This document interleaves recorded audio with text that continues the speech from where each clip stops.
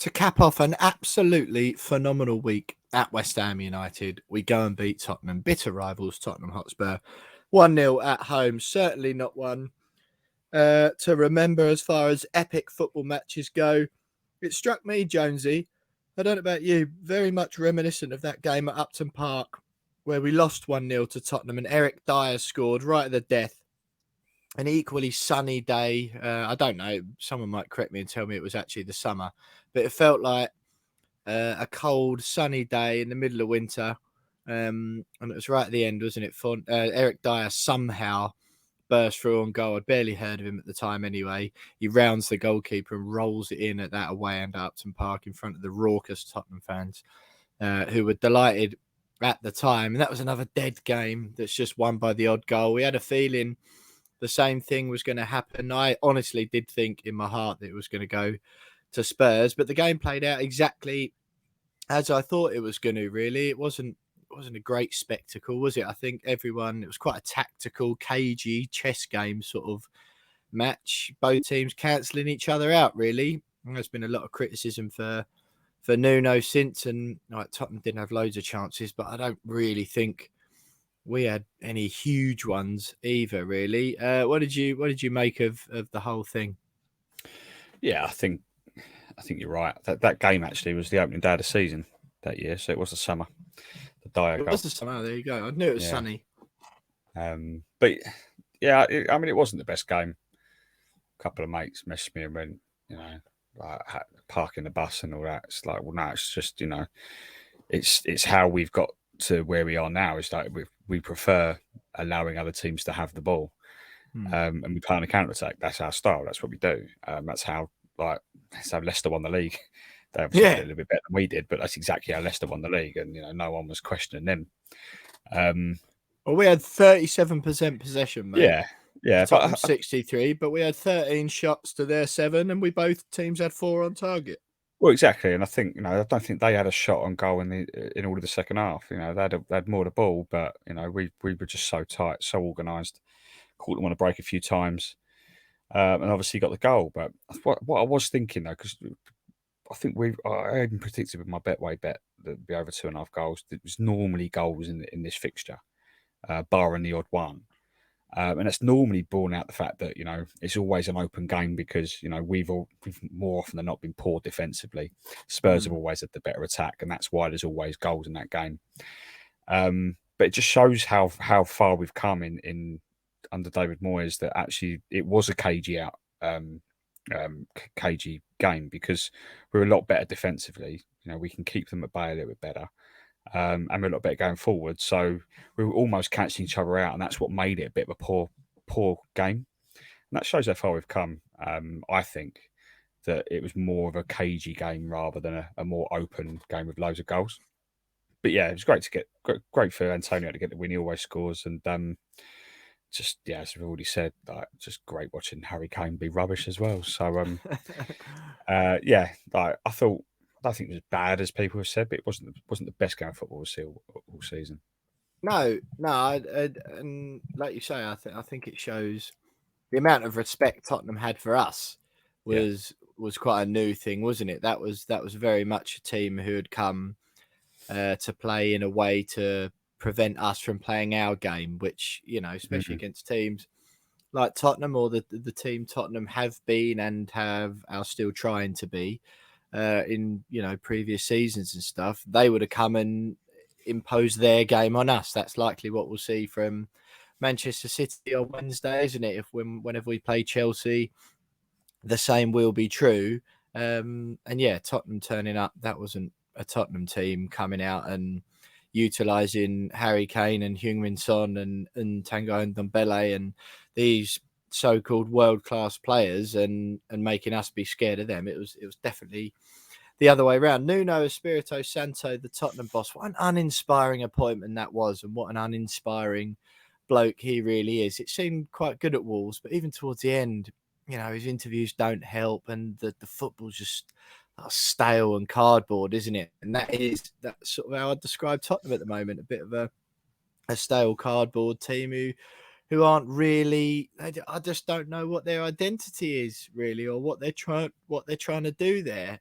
Obviously when they got rid of Poch, it sort of lurched into the Jose Mourinho thing. Was a complete sort of change in what they were trying to do under Pochettino, certainly style wise and personality wise a little bit as well. And then you've got Nuno in there. I couldn't beforehand. I couldn't have told you what Tottenham style was under Nuno. I certainly can't after watching him at the weekend.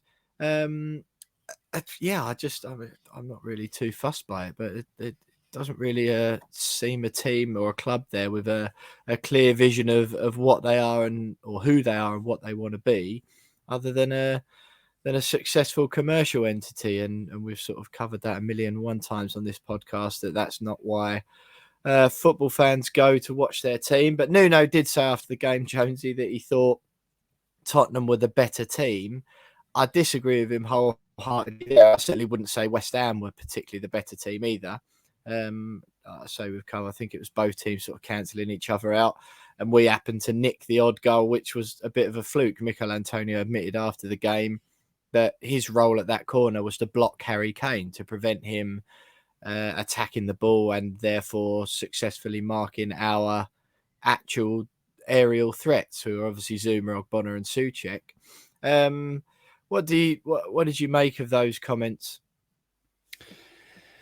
Baffling, if I'm honest. You can't say your team was the better team when your team didn't have a single shot on goal in the second half. Okay, in the first half they probably had. I think both had some very good chances. Fabianski pulled off a couple of good saves.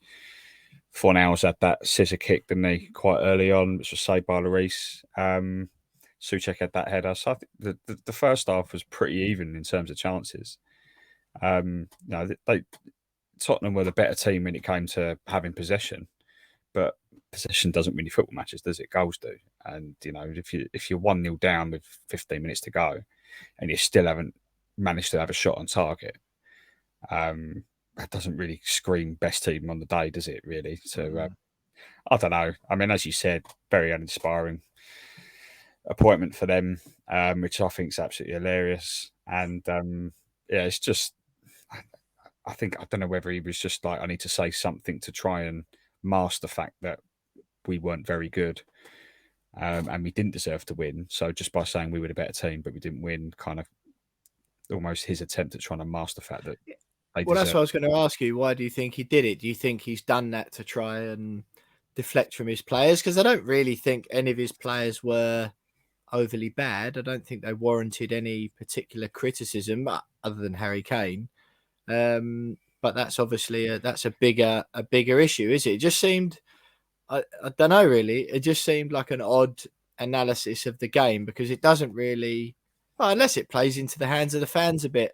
Unless there's some deluded Tottenham fans out there that just want to hear that we were the better team.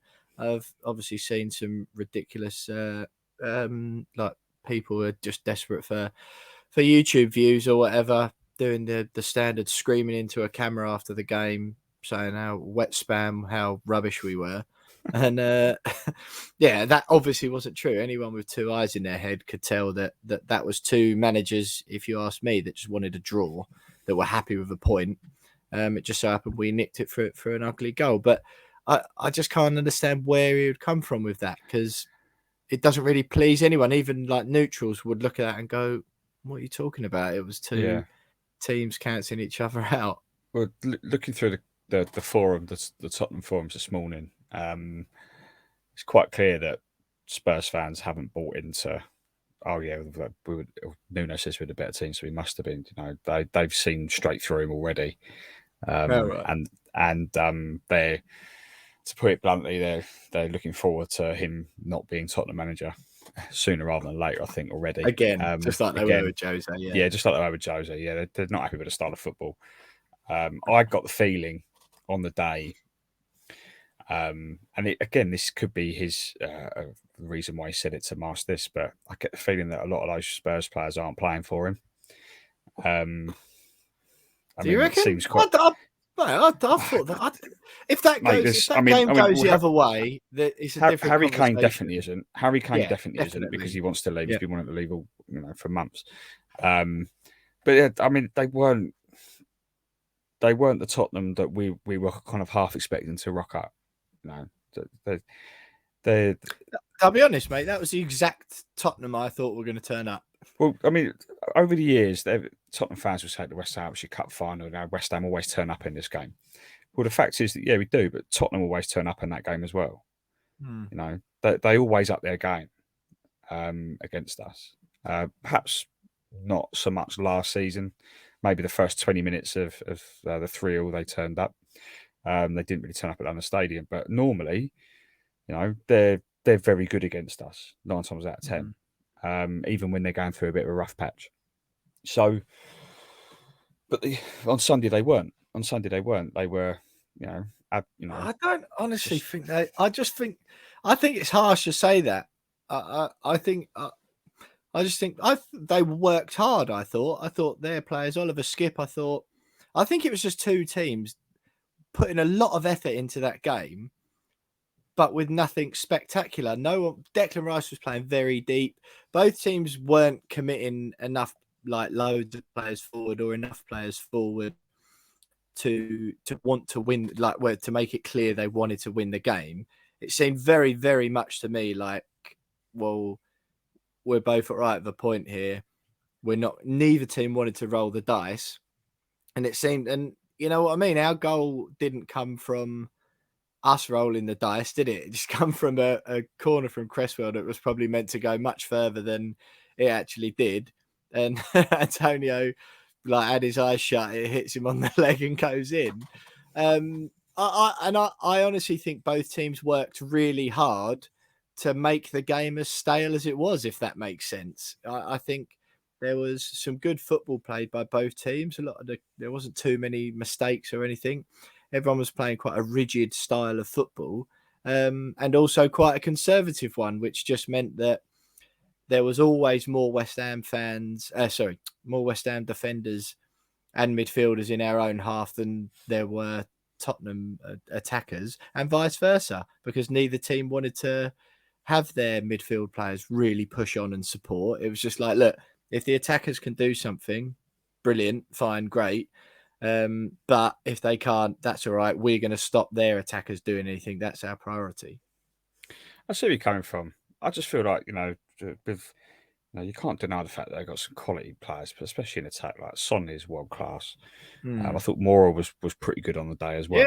Yeah. I thought he, if anything, he was the one that really looked like he could hurt us.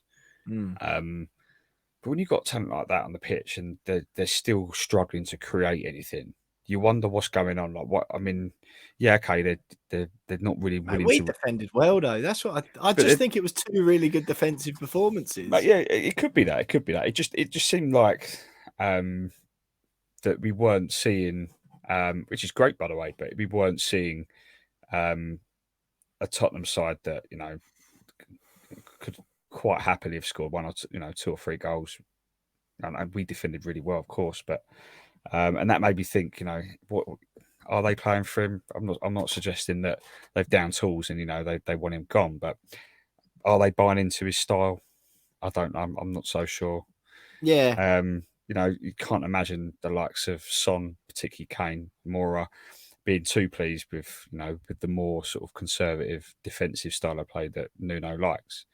When you've got very quick, world-class players going. But that's counter-attack. That suits them, doesn't it? Suits them, but when they're more used to having, being a little bit more front foot, you wouldn't put it past those players kind of just thinking, what are we doing here? Like, why are we playing for this guy? I don't know, but maybe I'm way off the mark, but that's what it felt like. I did expect a better Tottenham side on the day, but that doesn't take away from the fact that actually we did defend very, very well. But Tottenham weren't a better team on the day. Absolutely not. No. I think both teams were as good as each other, and I think both managers had gone into it and trying to execute a defensive game plan. And then when two defensive teams are playing against each other, you get what we got, which was a bit of a vague vanilla beige game of football and it's one moment of, it's up to you what you call it, quality or luck, that separates the teams. And if it had gone the other way, it's a different conversation. And yeah, I don't think they would, put it this way, I don't think they would have deserved the win any more or less than we did if they'd won it 1-0. But I'm just obviously delighted that it didn't happen. Yeah, no, I agree. I think also it did play into our hands a little bit in that, and we've said it before that because of our counter-attacking style, it suits us just to kind of just soak up the pressure, let the other team have the ball in. We can, we'll either we'll get a corner, get a nice little set piece, nick a goal that way, or catch teams in the counter. Whereas if it was the other way around and Tottenham let us have the ball, I think we would have struggled a little bit more. And that was a similar case against Everton. Everton allowed us a lot of the ball, and we had to settle for a set piece then as well. Yeah, I know what you mean. We struggled then, so it kind of did play into our hands a little bit on the day, I think.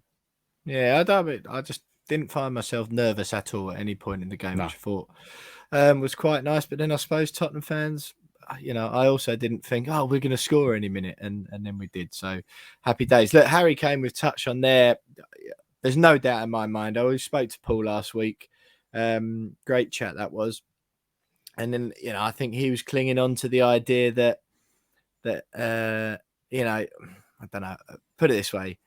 A lot of, I'm not saying it's denial. He's an absolutely brilliant bloke, and he probably knows far more about it. I will just add, by the way, he'll know people who know Harry, or he'll definitely have met him himself a handful of times.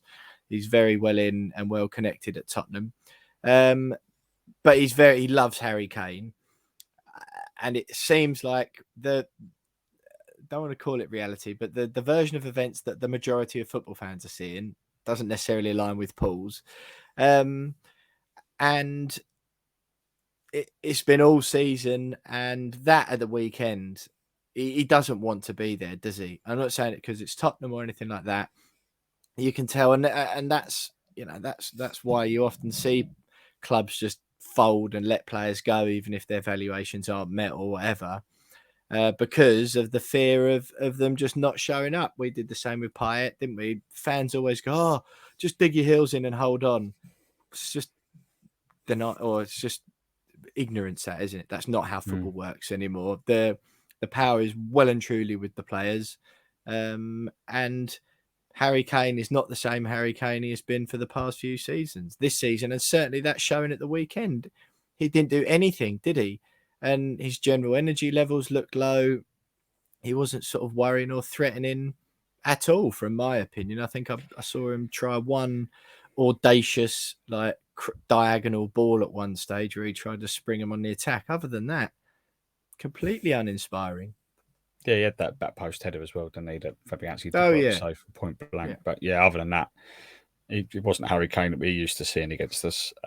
You know when he's not that bothered when he doesn't drop deep to get the ball. He very rarely dropped into midfield to get the ball, and which showed me or showed everyone else that he clearly wasn't that bothered whether he got the ball or not. Normally when he drops deep, because he wants to get on the ball, he wants to try and make something happen. And he's very, very good at that. He does it for England very well, and has done it for Spurs previously very, very well. But he just didn't really look too bothered either way whether he got the ball or not. No. Yeah, they should sell him in January. Let him go to City. Let him go to City. Let him go. Let him win some trophies. Yeah, it's just a little bit sad now, isn't it? It's just, or not even just that. It's just uncomfortable, isn't it? You just think you're just all that's happening there is his legacy and reputation, or not reputation, but his legacy is just getting tarnished now, isn't it? And really, I do understand. People say, why should you let him go at lower than his value? And that's fair enough. That's fair enough, right? And I understand that. If you're talking about a car, I think I used this analogy on last week's podcast. It's different. Selling a car for $4,000 when you think it's worth $6,000 is different, because if someone offers you $4,000 and you want $6,000 for it and you say no, your car's not going to turn around and go, well, I'm not going to drive as fast now then because you didn't sell me for that amount of money. It's not going to do that, is it? But because it's a human commodity and a football player, that is what happens. It's like, he's worth 150 million. All right, we don't think he is. We've got 130 million here or whatever it was that Man City were offering. So, no, we don't think it's worth that. Well, it's not as simple as that, is it? Because this is the bit that gets forgotten about during those negotiations. Why just take the 130, say thanks so much for literally everything you've done at the club. You're a legend, you always will be.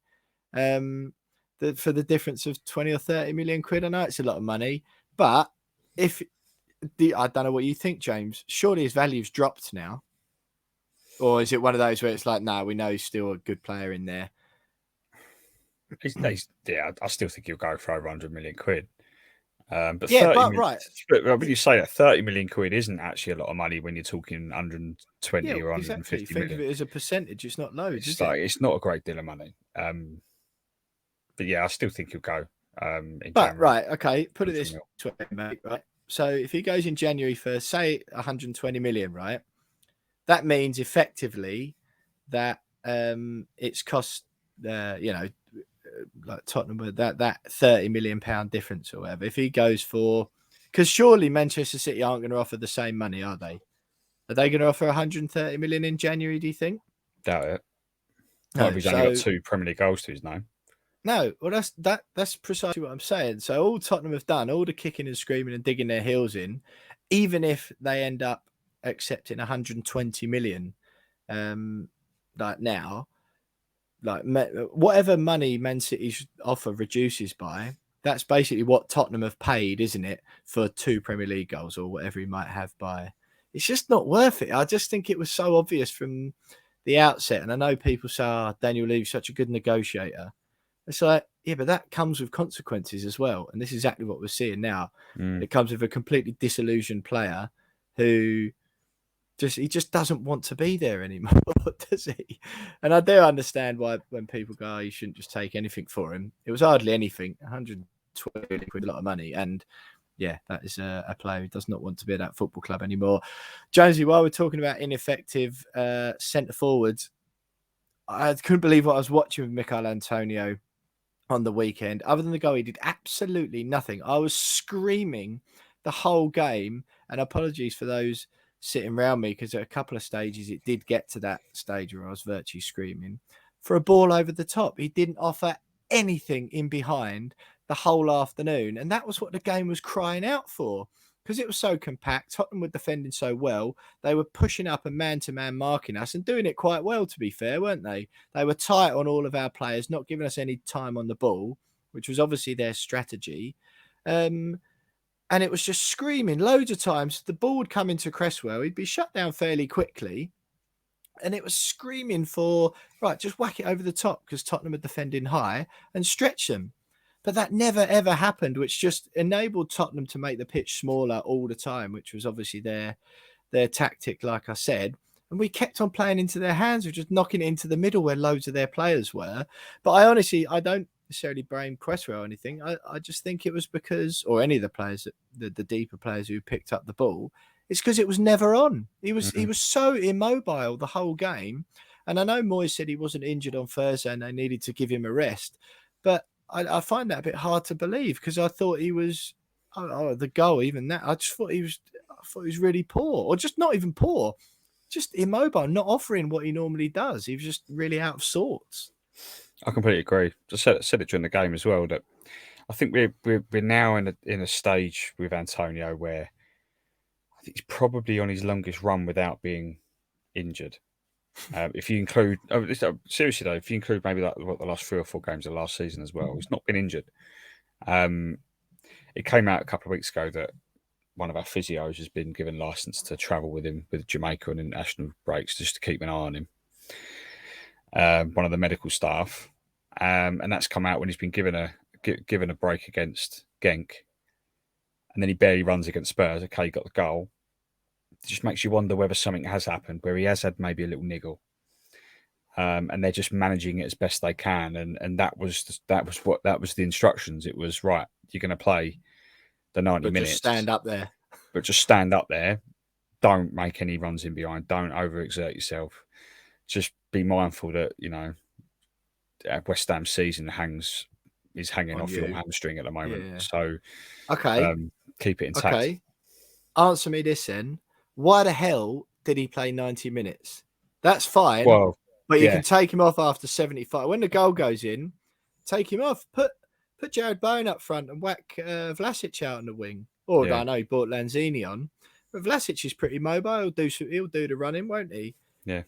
The fact that when he held Bowen's board up and Antonio was still on, he was literally on his haunches by that stage, down on all fours. I was apoplectic. I was like, what is going on here? Like, I can't be the only one in this flipping stadium who can see that man has offered hardly anything all game other than the goal. Even then, he just stuck his leg out, hit him and went in. And he's keeping him on. I was hoping for answers from you, mate, to be honest, that you'd had a bit of insight or you knew what was going on. But if you're just equally as baffled, then I'm still frustrated. It was baffling. I don't think anyone really knows. That was my guess, is that perhaps he is carrying a little bit of an injury, so it was deliberate that he didn't run about. But you do make a good point. If that was the case, then he still shouldn't have played the 90 minutes, and he should have come off after the goal. Yeah, I don't really know. I don't know. Maybe it was just an off day for him. It was just maybe it was an off day for him. Maybe he was just a bit tired. I don't know. But he's had a week off, so he can't be tired. He did still score, to be fair, didn't he? So yeah, it would be unfair to criticise him, but he was ineffective other than a goal. But yeah, like we won. He scored the winner. Right. Yeah, we'll let him off then. We'll let him off. Declan Rice, Jonesy, Jack Rosser, the Evening Standard, friend of the podcast, summed this up brilliantly at the weekend when he tweeted. I know it's sort of unfashionable to tweet about how good Declan Rice is, but once again, he was absolutely outstanding. He really was at the week. He was just like world-class performance, wasn't it? He just doesn't seem to put a foot wrong. His angles are always perfect. He always makes it awkward for the player on the ball, whether he's hounding them and right up in their face. He picks his time. He picks his times right all the time. It's just, I don't know. He was just absolutely peerless at the weekend, I thought. Once again, I thought head and shoulders the best player on the pitch. And again, in a game like that, like I was saying, I think it's often a lot of that like grinding out work that's unseen and sort of not celebrated as much as an outstanding striker's performance would be. I was just so impressed, and just something else. It's so brilliant seeing him play for our club. Definitely one of the best games I've seen him play. I thought he was outstanding. One thing I noticed as well, which we already knew he was good at, but he's so good in the tackle. Like he always gets a foot in, even if he doesn't win the ball. He always disrupts possession. Yeah. He'll get a toe on it, and he'll put the player in possession off balance a little bit, which buys a little bit more time for other players to come back in. Yeah, it was just class, as you said, just perfect in every way. He was everywhere. Read the game very, very well. But we know this. We see him do it week in, week out. And the more he does it, the more it's going to become clear that it's not going to be long before we have to sort of wish him good luck and sort of see him leave. But no, don't say things like that. It's just such defeatist attitude. Don't do it, I mean, James. What's the point of football? Don't. No, mate, you can drag West Ham up to the team we all want to see. No, don't speak. There's no point. There's no point in kind of lying to yourself and going, oh no, but you can stay at West Ham forever, because he's not. He's not going to stay at West Ham forever. The only way if we win the Europa League this year and we finish fourth, he stays. The only way he stays beyond this season is if we finish in the top four, or we win the Europa League, or both, right? Or both, and we end up, basically being the greatest club in world football. Yes. If that happens, then he stays because he plays for us. There we go. Nothing else to add. But if that doesn't happen, which is probably more likely than winning a defeatist. It's not. It's realism. It's realism. That's the sort of stuff I used to wheel out when I was moaning and being negative. And I just think that we've got to enjoy him probably more so than ever, because he's getting better with every week. He's like that. As I said, that was probably one of the best performances I've ever seen him play. We have to just kind of go, okay, like we're probably potentially coming towards the end, so let's just enjoy him while we can. And if he's going to play like that, leave it out. I'm going to love it. I'm a realist. Obviously, I don't want it to happen, mate. I love the man. I absolutely love the Yeah, man, but no, but you and I want can't him to say that because stay. you never properly enjoy him then, do you? Well, If I you're am already properly enjoying resigned him. to, there's always an asterisk. And you go, oh, I, well, that's so dour, isn't it? I was, I was Enjoy him always while he can. Sure. well. I mean, I was drooling over him on Sunday, so I'd certainly enjoyed him then. I'm talking about his performance, by the way. Yeah, yeah, Um, yeah. but yeah, like It did look pretty sick actually when he took his top off at the end and was giving it to the fans. He yeah, loves it there, doesn't he? For God's sake. yeah. I love him to pieces, but just another great performance from him, which is unsurprising to be honest. And yeah, there's not many more words you can say about how good he is. I think. No, absolutely not, mate. Absolutely not. Well, look, you've touched on Lucas Fabianski. Made a couple of good saves already. Been really impressed with him the past couple of weeks.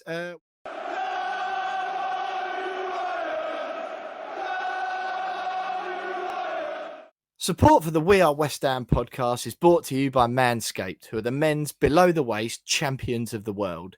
Manscaped offer precision engineered tools for your family jewels, and they just launched their 4th generation trimmer, the Lawnmower 4.0, all across Europe. And to add to that, we've got our hands on the quality Weed Whacker nose and ear hair trimmer. So we're well on our way towards looking as well groomed as West Ham do under David Moyes. Clean, tidy, and looking absolutely fantastic on the weekends. And Thursday nights, they say Thursday's the new Friday. So no, and Thursday nights are looking pretty good as well, mate. And I've actually got my hands on the weed whacker right here. Can you see it? I can see it, Can you mate. see Yeah, it? yeah. Yeah, It's a yeah. tidy little bit of kit, isn't it? Yeah, it's just a good little bit of kit. I mean, if you're listening to this and not watching it, you can hear it. That's the motor. It's If that doesn't sell it, I don't know what I will, mean, mate. I'm trying to sell it as best I can to people that are listening rather than watching. But it's a great bit of kit. It does exactly what it says on the tin. It does certainly whack your weeds. You know what it helps with as well, Jonesy? It's been a while, but the older I'm getting as well, and the old nose hairs are getting a little bit more out of hand. I've been plucking them, or once I tried a thing with an old housemate of mine where I dipped cotton buds in wax, put them up my nose, and yanked them out. Oh Not an no, experience I'd recommend. So having used the weed whacker last week, much more quicker, efficient, neat and tidy, and certainly more pain free.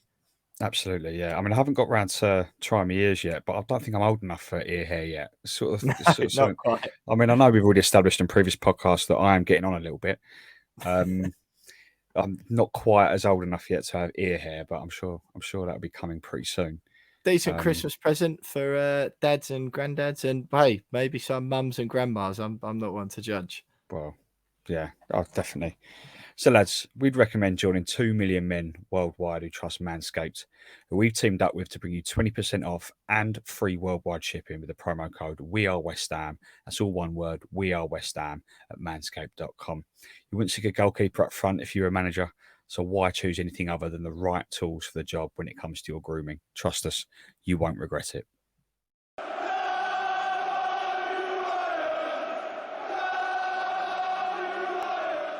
One thing, a couple of actually the last big positive, Kurt Zuma and Angelo Ogbonna. I thought Aaron Cresswell was absolutely blinding again.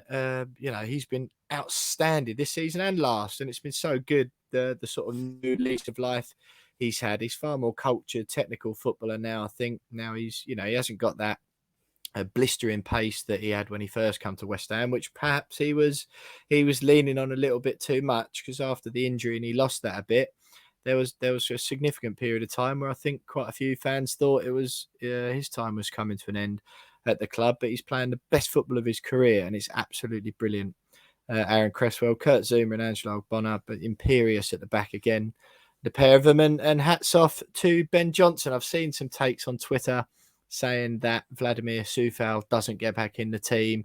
Disagree. I think Coufal offers a lot more going forward. His general engine, I think he's a lot fitter than Johnson, but a massive hats off to Johnson. I thought he performed admirably, sort of met every certainly defensive challenge that he was posed with, and if he can keep improving at the rate he clearly is, then I hope he's a big part of West Ham's future for the next few seasons. Jonesy. Yeah, I said it last week, didn't I? That he played well against Everton. He had a good game against Everton, and it's good to know that you've got a player like him that can come in as and when Soufal either needs a rest or is injured or whatever. He's not going to like Soufal will walk straight back into that team, 100%. As he should as well. As he Absolutely, should. as There's he no should. question about that. Yeah. You know, I think I wonder whether see Johnson isn't as good going forward. Maybe he might shade it a little bit defensively over Soufal, but Soufal's he's potentially, but Soufal walks straight back in there purely because of just purely because of the way he gets forward a little bit more, and he will run up and down that side. Like, and because he's better, that's the phrase you're looking for. Yeah. But he will run up and down that right hand side for forever. He just won't stop until he gets told to. Whereas Ben Johnson sometimes needs to mate, you've got to run now. Run. So that's why and a bit of energy conservation as well. He did look quite tired towards the end. Yeah, but I think it's good to have a backup like that, and bonus that he's an academy player as well. But yeah, nice little backup to have. Yeah, hats off to him. Look, Jonesy, we'll end on a couple of little negative bits as far as Tottenham goes there. Now, there was suggestion, Pablo Fornals went down in the second half. There was suggestion that Romero, I think it was, Christian Romero for Tottenham, their centre-back, the number 4. He leant over Fornals when he was on the ground, and Fornals, normally pretty mild-mannered, got up off the ground pretty quickly. It looked to me where I was sitting like he'd said something offensive to him. They both speak the same language, both native Spanish speakers, of course. And he sprang up and sort of got in his face. There was a little bit of a melee. The Sky pundits afterwards suggested that was to Mikel Antonio, that was what sparked the crowd into action and sparked the players into action. Sure, I quite agree with that. Yeah, I know. It's just people just say things just for the sake of it, don't they? I know they got airtime to fill, but it's like just say things that are actually realistic and that happened because no one's impressed. But anyway, Fornell sprang back up, little bit of a melee over on the touchline. Some pictures come up on Twitter afterwards that appeared to show Romero being spitting at Pablo Fornals when he was on the ground. Now, no major news outlets have covered the story or the pictures, which suggests, and it's usually a pretty easy way of telling whether something's legit or not. A lot of reaction to Twitter, and it did spread quite a little bit. Jonesy, again, just be careful to say here that just images not from any legitimate sources really that we've seen, but we have seen them on Twitter. It's a tough one, really. Obviously, there's no need to say that if he did, it's disgusting. But I feel like it would be a news story by now. The FA would be looking into it if there was any legitimacy in it. I don't know what. Can you add any more to that, or have you heard or seen anything else? Well, we'd have had a statement by now from the FA and the clubs involved. I mean, the image does look as if that has happened, but I saw quite rightly someone tweeting, "Go, it's funny how the image shows it, but actually when you watch the video, you watch the clip back, you don't see anything at all." So it does make you wonder whether VAR would have surely caught that as well. Yeah, exactly. Yeah. So, I mean, I don't think there's anything in it. And he's leant over and he said something to him. Right. And I mean, I don't know how anyone could say anything bad to Fornals to his face, let alone be on his back. I mean, we're talking about the nicest guy in world football here. I mean, what a lovely smile. So you can't. I mean, I don't know what he said. He must have said something quite bad, but do you know any Spanish swear words? I don't know. I don't know 2 actually, but I'm not going to say them. Yeah, 2 Spanish. They're both quite bad actually as well. So maybe you said those 2 words. Maybe, mate. If he did, I'd have sprung up and shouted at him as well. To be fair, yeah. I mean, it must have been bad because Fornals being angry isn't something that we see very often. So no, yeah, but I don't think there was any spitting involved. No, thankfully. Yeah, absolutely, mate. And another thing, some video footage surfacing from after the game, where a little bit of a confrontation between the 2 sets of fans. I think the footage I saw came from the Tottenham side. It appeared to be, I don't know if it was fans waiting to get out. I'm not sure if they were hemmed in after the game or not, but there was some shouting and some throwing of pints through a fire exit door. One of those classic gesturing things of like people want to be seen to be wanting to fight. and then look really nervous when there's actually an opportunity to fight there and they don't want to take it. Very much like standing behind a steward going, hold me back, hold me back. Like dancing in front of them a little bit, but yeah. Just sort of bobbing up and down, saying things like, come on. But yeah, then when the doors were clearly open and there was easy access to the other groups, not that I'm encouraging that, of course. I'd much rather see lots of bobbing around and pretending to want to fight people rather than actually fighting people. But yeah, just sort of ugly scenes, I suppose. But yeah, just sort of probably a bit much ado about nothing, really. yeah. Well, my mates earlier went, "Oh, I can't believe those stewards opened that door to let the West Ham fans onto the Tottenham fans." I was like, "Well, that didn't happen." Yeah, Like the stewards aren't just going to go, like as if like letting the dogs off a leash, sort of things. Like, what are you talking about, mate? Like, no, that didn't happen. Just go through there, lads. It's a quick way out if you want. Go on. Yeah. Oh, by the way, there's a lot of Tottenham fans. You can try and punch them if you want on the way through. Yeah. I know you won't, but yeah, it's just it's a bit weird behaviour. I've always just found. It's just like lads, like maybe like have a little laugh and like have a bit of banter and go, you lost or something like that. I don't know. I mean, like whatever, but like getting visibly angry at just other people that don't support the same team as you, I just find very, very weird behaviour. Yeah. Even like the pints throwing bits, like not ideal, but it's like semi funny. It's a plastic cup full of liquid. It's a little bit like funny and harmless, but it's funny. But mate, you just spent £6.50 on that. What are you doing chucking it? Big like, time, you should mate.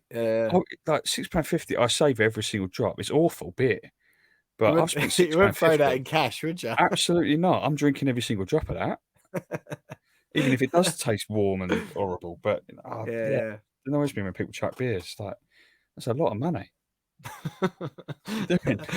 Absolutely, mate. Absolutely. Well, I think I'm not certain, Jonesy, but I believe 2 Tottenham fans were arrested off of the back of an incident at the game.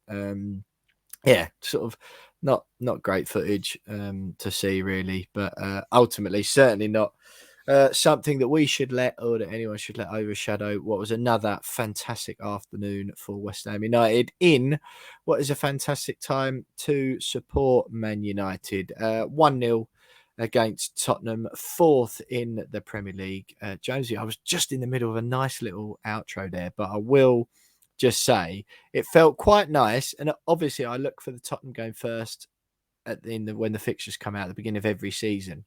But it did feel quite nice for a change, for that not to be like season defining.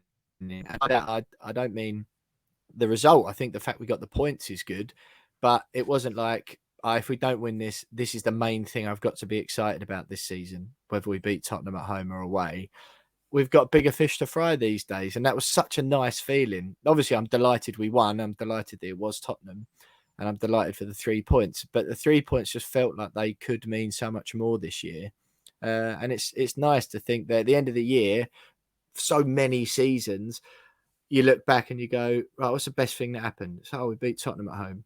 So where'd you come at the end of the year? 14th. Did you go out in the FA Cup? Yeah, to Oxford in the 3rd round. So what about the League Cup? Yeah, lost to Lincoln or whoever it is. And the most exciting thing is having beaten Tottenham. Well, that is not going to be. Doesn't feel like the case anymore. And that was such a unique, new, and quite nice feeling, actually. I completely agree.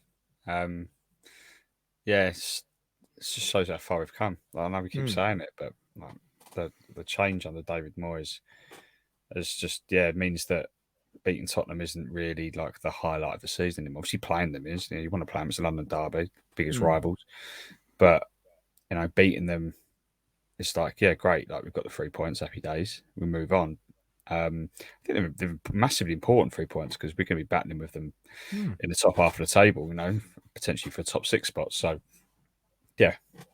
happy days. I'll make you right. Absolutely, mate. Absolutely. Well, let's stay with us. A little bit of Genk reaction next, but that is proof, if at all you needed it, that wet spam are massive.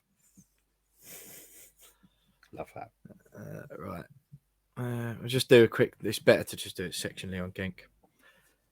Genk game, Jonesy, a bit of an awkward one leading up to it, wasn't it? We sort of said, like we did the week before, the last time we had a double header with a European week, if you had to choose which one would you take to win, this weekend I actually did say that I'd rather win the Tottenham game, but happy days, we won both. Just massive respect, by the way, to whoever it was on Twitter. You put out a tweet with I think it was the Opposition View tweet, Josie, with Paul Coy at the video last week that went out and said, can West Ham make it 3 wins in a week against Tottenham on Sunday, having beaten Genk? And I can't remember exactly who it was, but I just want to give some massive respect to the person who replied and said that I don't want to be pedantic, but it's actually 3 games in 8 days, so you can't really call it a week.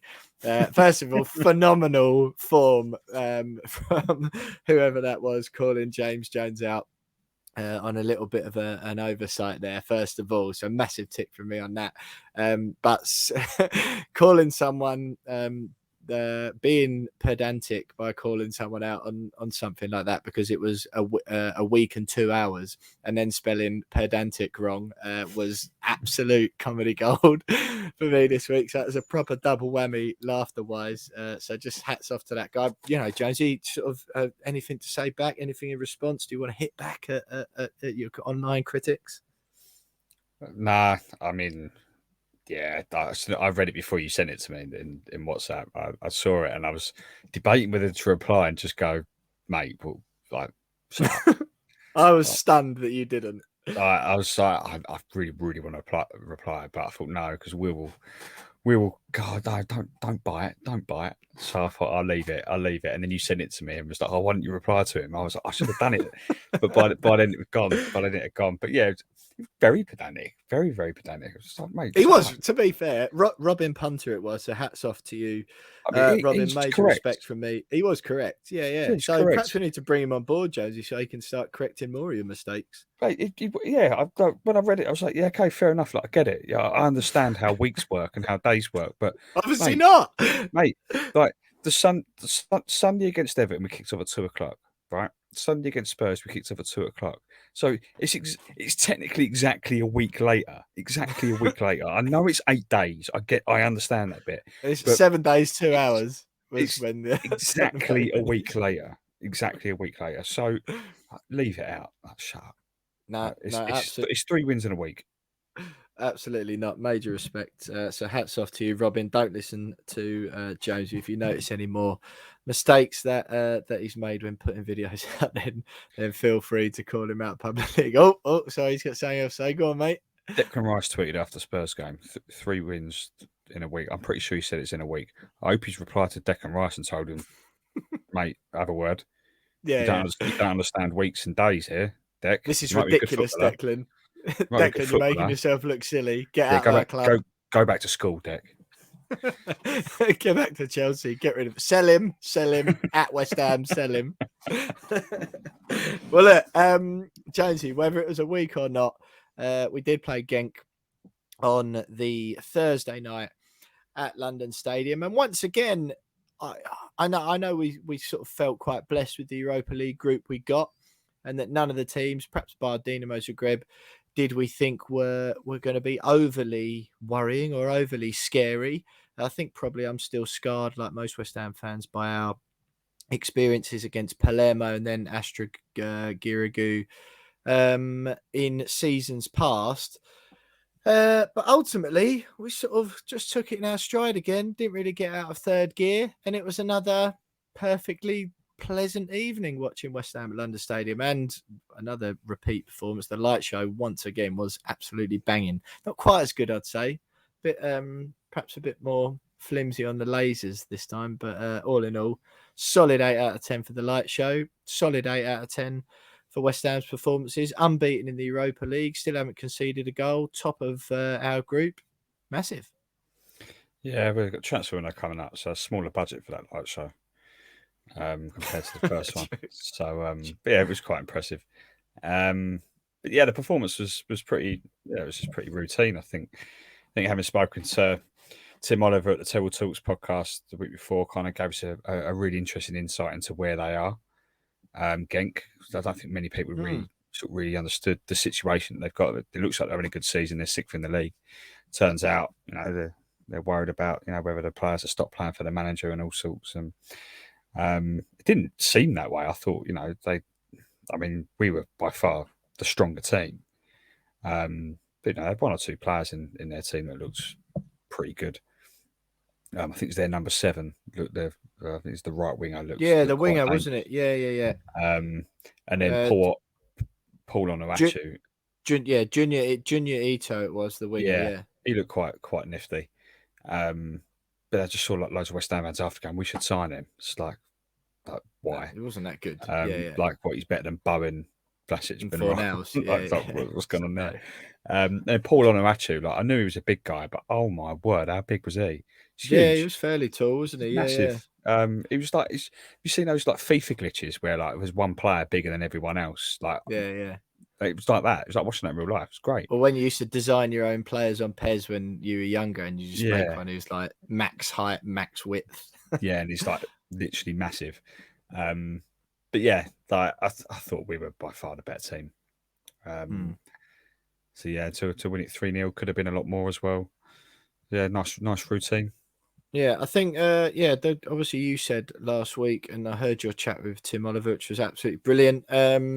But you were saying that we'd been linked with that Paul Onuachu. 2.01 metres tall he is. I think West Ham Clips on the alternative commentary, which we love here on the podcast, called him the 2-metre Emil Heskey. Yeah, I'll be honest, after you said we were linked, I was like, well, I hope we're never ever linked again, because I didn't think he offered that much at all, quite frankly. But West, go on. He didn't have his best game. But there's a reason why we're not the only club linked with him. It's very difficult to go off 90 minutes in the flesh, but he didn't really. If that was an audition ahead of January, I don't think he would have passed that in front of David Moyes. Not getting the part, is he? No, definitely not, mate. Definitely not. Well, look, goals from Craig Dawson, Issa Diop, and Jared Bowen. I took a very good friend of mine along with me to the game, who's a Leyton Orient season ticket holder. West Ham are definitely not his favourite club. I did say it's the only chance he's going to get to watch European football in East London for about 100 years. So he decided to come along for the journey, and he was giving me a bit of a ribbing after Dawson scored, and then Issa Diop said, "Oh, you lot are just like Stoke. You can only score from set pieces and no creativity. Can't put the ball in the net from open play against the bunch of Belgian whatevers." Blah, blah, blah. And then Jared Bowen steps up just minutes after, or not literally a minute after, Issa Diop made it 2-0, and with the weirdest scuffed finish I've ever seen in my life. It was a bit strange, actually, wasn't it? I know their goal got disallowed in the first half, which was fortunate, and it was brilliant to keep our record. As I believe, correct me if I'm wrong, James, but I believe we're now the only team in the Europa League this season not to concede a goal. I am wrong. Okay. Galatasaray as well, I think. No, there we go. All right. Well, that's good. That, when you say correct me if I'm wrong, normally people just don't say anything. You think, oh, I must have been right. It's a bit annoying, actually, when people do correct you if you're wrong. Yes, sorry, mate, but I had to correct you. Yeah, well, I'm glad you did, mate. So, West Ham, do you know, actually, James, we're only one of 2 teams in the Europa League this season who have yet to concede a goal, along with Galatasaray. Oh, no, I didn't know that. That's really good. That's good, really isn't it? It's really impressive, mate. Yeah, so it was good when that got disallowed. Ultimately, it was one of those. I'm sort of glad Dawson scored when he did. I don't necessarily think we deserved it. It was a bit of a stodgy game, wasn't it, up until then? I know we had a lot of the ball, and they weren't offering much either. But I didn't really think we were. So when he scored, it sort of forced them to open up, and then the whole sort of house of cards come crashing down for them, didn't it? Would you say, where do you think it sort of compared, or how do you think it compared to the other European games we've had so far? It's difficult to really say, because all three of them have been sort of pretty routine, effortless victories. I suppose. I mean, that's without showing any disrespect to the 3 teams we played, but I think Zagreb was probably our hardest test, and we came through that with flying colours. The 2 home games have been a lot easier. I think probably the Vienna game we probably should have scored more, would have expected to score more, but it doesn't really matter in the group stages, does it? Like, as long as you get the 3 points and you're winning the games. But yeah, it's difficult to really rank them because they've all been all three very comfortable victories. It's just great to be involved in it, and just to build on your incredible fact about West Ham and Galatasaray. I read that the last team to go the first 3 Europa League games without conceding went on and won the competition, and that was Sevilla a couple of years back. And I thought that was really interesting. I thought, oh, maybe we've got a chance. And I realised that Sevilla just win it every year anyway. So, of course, they probably would have done that at some point. Yeah, exactly. So it sounds really interesting. And then you can remember that, it's like Sevilla's... It's like saying that about Man City with the Carabao Cup. Exactly, yeah. It's it's Sevilla's trophy that we're just all playing for at the moment. So. Yeah, exactly, mate. Exactly. Yeah, well, look, it's absolutely brilliant. Top of the Europa League Group H. We've got Genk up again next. Obviously, the fixtures go like A, B, C, CBA, don't they? So we play Zagreb first and last, and Genk third and fourth. Jonesy, I mean, the other results really went our way, didn't we? We're top of Group H at the moment. 3 games played, 3 wins, 0 goals conceded, 7 scored, 9 points on the board. Dinamo Zagreb are in second, but they were beaten, surprisingly, by Rapid Vienna on that same night, 2-1 to Rapid Vienna in Austria, that game, and done us a massive favour as far as qualification goes. Do you think, obviously, winning the group is the most important thing as far as the next stage of the competition goes? But is it fair to say that we're as good as through now?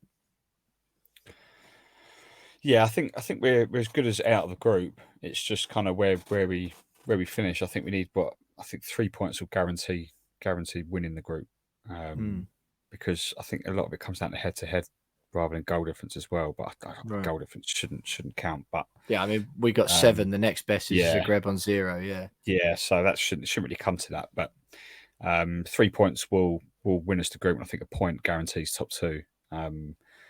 So either way, if you win your first 3, you're almost guaranteed to get out of the group one way or another. So it's just now down to where we finish. And I think we should win the group from here. If we don't win the group from now, I'll be very surprised.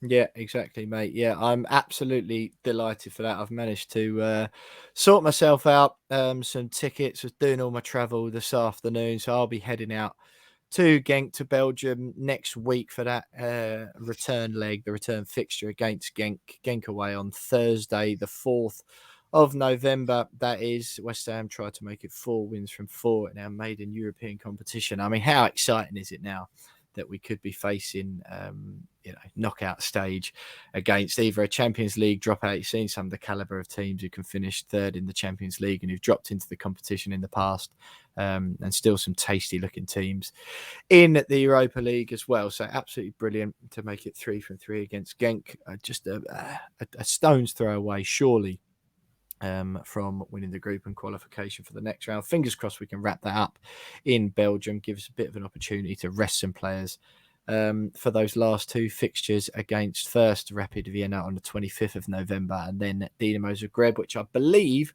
is on the 12th of December, but I might be wrong, so don't hold me to that one. Great stuff indeed for West Ham in the Premier League, the Europa League. Fingers crossed we can do it in the Carabao Cup again on Wednesday, but stay with